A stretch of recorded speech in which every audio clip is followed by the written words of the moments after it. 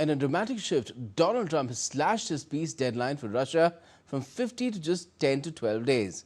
The move sparked rare agreement of doubt from both the Russians and the Ukrainians. As leaders reacted and civilians are bearing the brunt of escalating attacks, the war grinds on.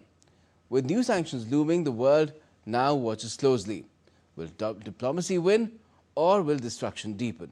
DD India's Mihir Mekuri has the details. I'm going to make a new deadline of about 10 or 12 days from today. No reason in waiting. There's no reason in waiting. It's 50 days. I want to be generous, but we just don't see any progress being made. Trump's announcement to cut short his original 50-day deadline for Russia to cease hostilities with Ukraine took many by surprise. It even united both Russians and Ukrainians, but in skepticism. In 2025, unfortunately, the word of a politician from a great power means nothing anymore, in my opinion. This is why, when they say 10 days, 25 days, 100 days, 5 days, or 2 days, they could change their minds 180 degrees tomorrow. I don't think it affects us in any way. Things will stay the way they are. Trump will keep saying his words. He will keep saying ours. Things will stay the same. The political leaderships of both nations responded along expected lines. Zelensky welcomed Trump's pressure on Moscow and accused Russia of intentionally stalling peace.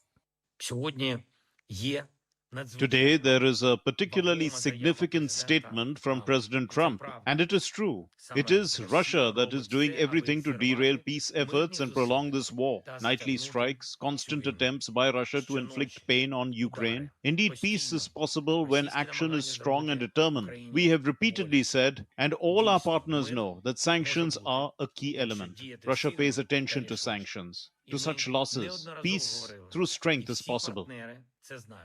In contrast, the Kremlin said it had taken note of Trump's words and reaffirmed its commitment to what it called a peace process. We have taken note of President Trump's statement yesterday. The special military operation continues, and we remain committed to the peace process to settle the conflict in Ukraine and ensure our interests during the settlement. Trump's revised deadline means Russia now has until August 9 instead of early September to show progress toward a ceasefire.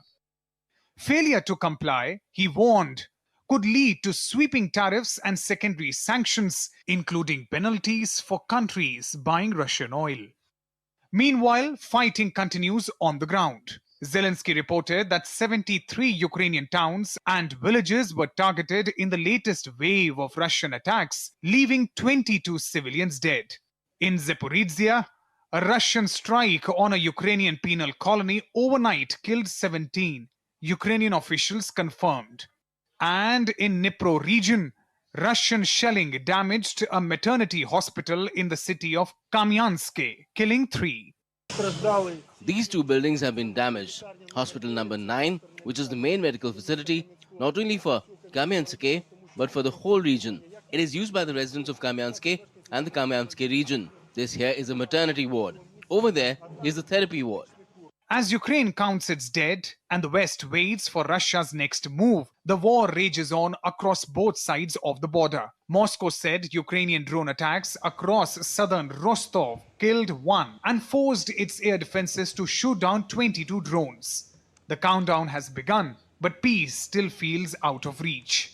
Mihir Mekuri for DD India.